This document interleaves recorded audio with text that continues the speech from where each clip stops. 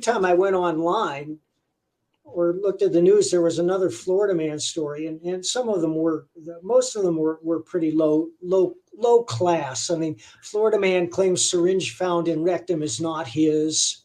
Florida man arrested for defecating on traffic from light pole. A lot of bathroom humor. And while there's a little bit of that in Florida man, I try to observe the hierarchy of humor. And the highest form of humor is absurdity. It's when we laugh at stuff because it's so outlandish. And there's a lot of outlandish stuff in Florida man. And a lot of it arises out of Gary's personality. His name is Gary Duba. He's a redneck. He lives in a trailer down by the swamp. He's been in and out of trouble his whole life. He's got like a minor string of arrests, drunk driving while intoxicated, failure to support child, stuff like that, that he's got a heart of gold, and he give you the shirt off his back.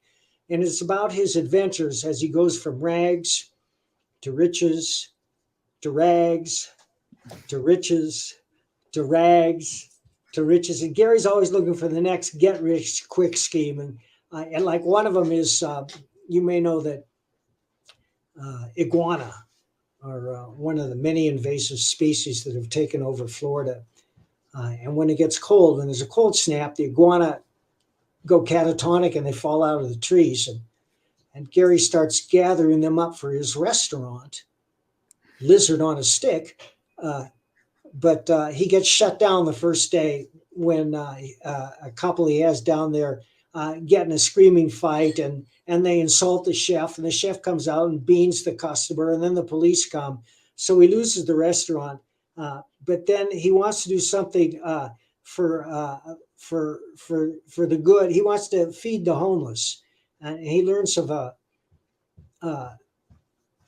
charity called the Nuns of Gavarone, and they run a homeless shelter where they feed the homeless. So he gathers up hundreds and hundreds of dead iguana, and he and his best friend Clyde drive to the Nuns of Gavarone on Christmas Eve and say, "We'd like to give you these iguana." And they said, we can't take these iguana. We can't take these iguana.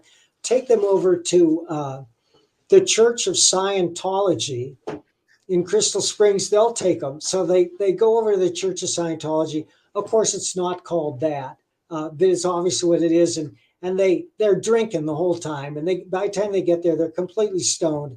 And so they're in the back of the truck. They're both wearing Santa Claus uniforms, shoveling dead iguana out the back of the truck. A security guard comes out and says, "What are you doing? What are you doing?" He says, and they go, "Ho, ho, ho, Santa wants to feed the poor." And they're shoveling dead iguana out. I mean, that's one of the things that happens in the book. It isn't in the graphic novel, but the stuff that's in the graphic novel is just as funny and just as outrageous.